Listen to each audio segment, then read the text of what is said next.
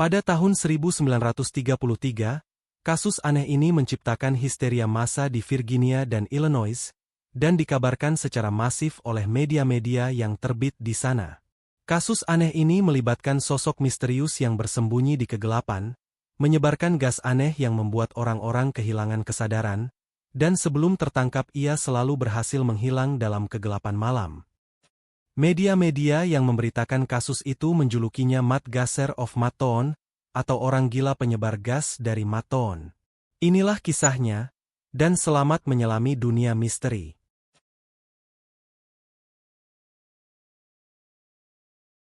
Kasus misterius itu dimulai pada 22 Desember 1933 sekitar pukul 22, di sebuah kota kecil bernama Bothcourt County, Virginia.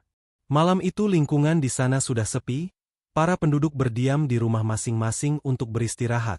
Sebagian malah sudah terlelap dalam tidur. Begitu pula keadaan di rumah Carl Huffman.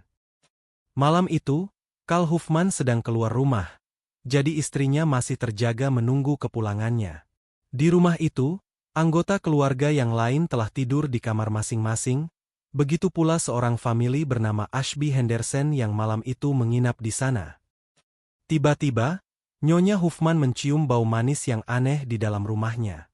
Belakangan ia menyatakan, seumur hidupnya baru kali itu ia mencium aroma aneh seperti malam itu. Yang jelas, setelah mencium bau manis yang aneh tersebut Nyonya Huffman merasakan kepalanya pusing.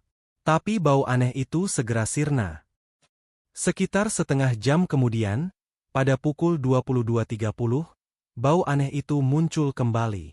Kali ini lebih kuat sehingga anak-anak serta tamu yang menginap di rumahnya merasakan efek bau tersebut. Semua yang terpapar bau aneh itu merasakan mual, pusing, kram pada wajah, dan sesak napas. Alice, putri Nyonya Huffman yang berusia 20 tahun, merasakan akibat yang paling parah. Ia mengalami sesak napas parah, sehingga harus diberi napas buatan. Ia berhasil selamat waktu itu. Namun beberapa minggu setelahnya masih sering mengalami kram pada anggota tubuhnya. Tidak ada yang bisa menjelaskan dari mana bau aneh itu berasal. Namun Carl Huffman yang baru pulang ke rumah bertepatan dengan peristiwa itu sempat melihat sesosok pria melarikan diri di kegelapan malam. Ketika polisi memeriksa lokasi kejadian, mereka hanya menemukan jejak sepatu wanita di dekat jendela. 2 hari kemudian, bau misterius itu kembali muncul di Cloverdale. Kali ini menyerang rumah keluarga Clarence Hall. Waktu itu pukul 21 dan Clarence Hall beserta istrinya ada di rumah ketika bau manis yang aneh muncul tiba-tiba.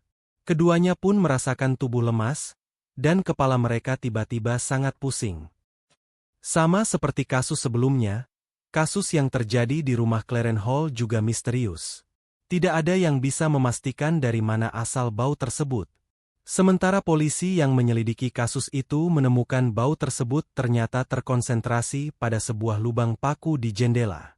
Polisi percaya lubang itu telah digunakan untuk menyemprotkan gas berbau ke dalam rumah.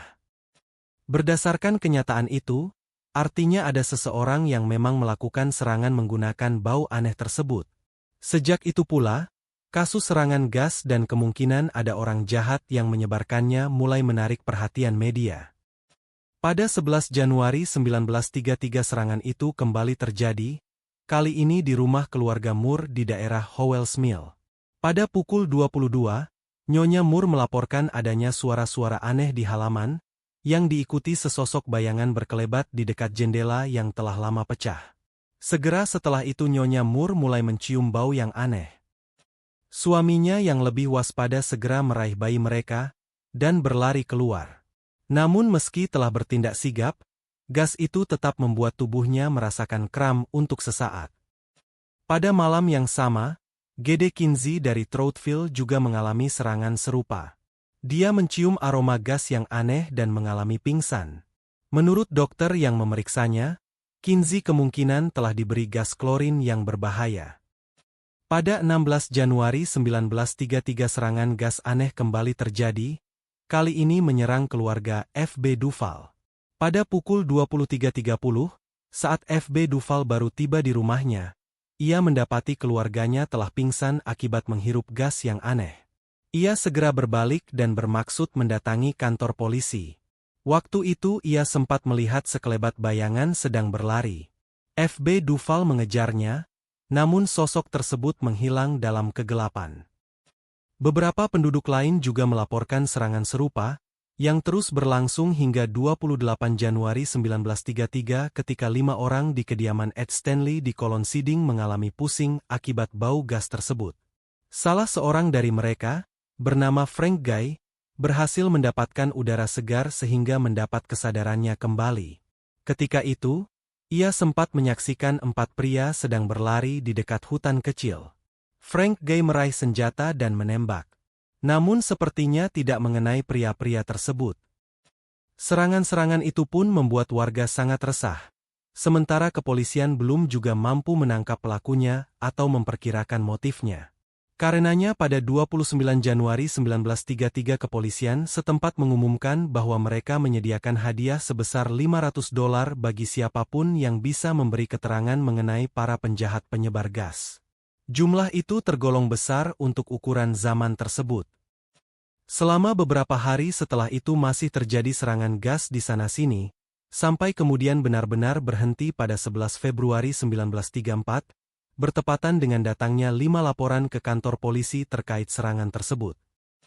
Munculnya 5 laporan serangan menjadikan polisi-polisi bergerak cepat dan menyebar ke 5 lokasi terjadinya serangan.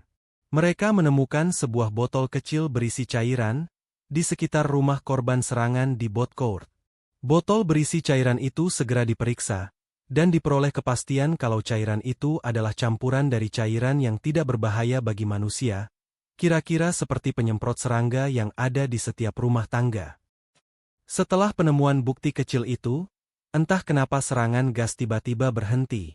Tidak ada lagi laporan-laporan yang masuk, dan orang-orang mulai berspekulasi kalau yang terjadi dalam beberapa bulan itu hanyalah histeria massa. Spekulasi itu bahkan menjadi headline di harian Roanoke Times waktu itu, dengan judul editorial "Tidak ada penyebar gas di Roanoke". Semula, masyarakat yakin kalau ribut-ribut soal serangan gas aneh yang melanda beberapa bulan itu hanyalah histeria massa, dan sebenarnya tidak ada penjahat yang berkeliaran ke sana kemari menyebarkan gas. Tapi sesuatu yang aneh terjadi, dan peristiwa serupa terulang, 10 tahun kemudian. 10 tahun kemudian, pada 1944, serangan gas kembali muncul di Mattoon, Illinois, dan serangan itu berlangsung hingga beberapa bulan. Serangan kali ini pertama kali terjadi pada 31 Agustus 1944 di rumah Urban Raef. Malam itu, Urban Raef terbangun dari tidur akibat bau menyengat yang segera membuatnya pusing dan muntah-muntah. Istrinya, yang berniat bangun untuk mencari tahu, ikut mengalami dampak serupa. Ia merasakan tubuhnya kram dan tidak bisa bangun dari tempat tidur. Pada 2 September 1944, seorang perempuan bernama Alin Kearney sedang membaca surat kabar di tempat tidur sambil menunggu kantuk datang ketika ia mencium bau gas yang manis dan sangat kuat.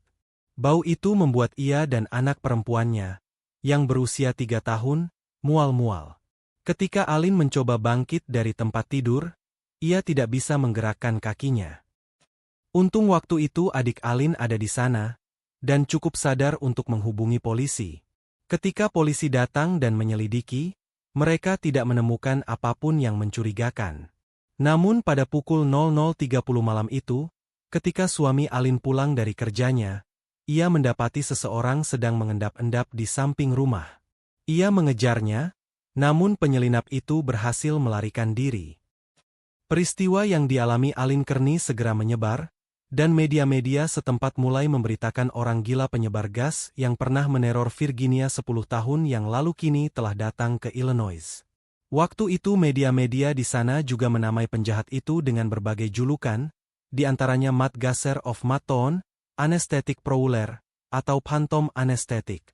Sosok misterius ini kemudian dianggap bertanggung jawab atas serangan-serangan yang menyusul pada minggu-minggu berikutnya. Setelah pemberitaan oleh banyak media, beberapa orang mulai melaporkan terjadinya serangan serupa. Mereka mengklaim serangan gas yang dialami telah menyebabkan pusing, kelumpuhan, mual, dan muntah. Hal itu pula yang dialami oleh Nyonya Karl Kortz pada 5 September 1944. Dia menemukan sebuah kain kecil yang basah di serambi rumahnya. Bermaksud membuangnya ke tempat sampah, ia memungut kain basah itu dan seketika mencium bau yang sangat kuat. Setelah itu tubuhnya tiba-tiba lemas. Rasanya seperti lumpuh, katanya saat diwawancarai media. Suamiku harus membantuku masuk ke dalam rumah. Setelah itu bibirku mulai membengkak dan langit-langit mulut serta tenggorokanku rasanya seperti terbakar. Aku mulai memuntahkan darah, dan suamiku segera memanggil dokter. Dibutuhkan waktu sekitar 2 jam hingga aku merasa normal kembali. Akibat serangan-serangan itu, para penduduk Matoon mulai diliputi ketakutan. Pada minggu-minggu berikutnya, pihak kepolisian menerima beberapa laporan serangan setiap malam. Banyak korban melaporkan melihat figur tinggi berpakaian hitam yang terlihat berlari dari halaman rumah mereka sesaat setelah serangan terjadi. Selain itu, ada yang melaporkan melihat asap berwarna biru dan mendengar suara berdengung yang aneh.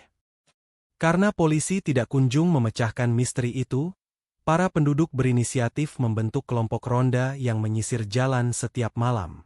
Namun usaha itu tidak juga membawa hasil. Sampai kemudian, pada 13 September 1944 terjadi serangan gas secara massal dan korban mencapai lebih dari 30 orang. Kepanikan pun segera menjalar, semua orang ketakutan. Siapapun bisa menjadi korban serangan gas misterius itu. Namun anehnya, setelah tanggal tersebut tidak ada lagi laporan adanya serangan. Penjahat yang menyebarkan gas itu seolah memutuskan untuk berhenti total dari kejahatannya. Dan sejak itu pula tidak ada lagi laporan orang mengalami serangan gas. Kenyataan itu tentu menjadi kabar baik bagi warga, namun menjadi masalah tersendiri bagi kepolisian. Pasalnya, dengan tidak ada lagi serangan, mereka makin kesulitan untuk menemukan pelakunya. Serangan gas itu memang berhenti total, dan tidak pernah ada kejadian meresahkan lagi. Namun kasus misterius itu juga tak terpecahkan sampai saat ini.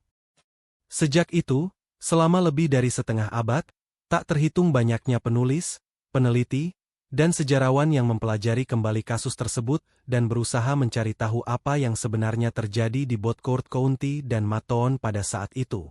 Namun upaya mereka juga menghadapi jalan buntu. Tidak ada seorang pun yang bisa menjelaskan apa yang sebenarnya terjadi, atau siapa pelaku dan kemungkinan motifnya. Jangan lupa like, komen, share dan subscribe, agar tidak ketinggalan kisah-kisah misteri lain di channel ini. Sampai jumpa di kisah berikutnya.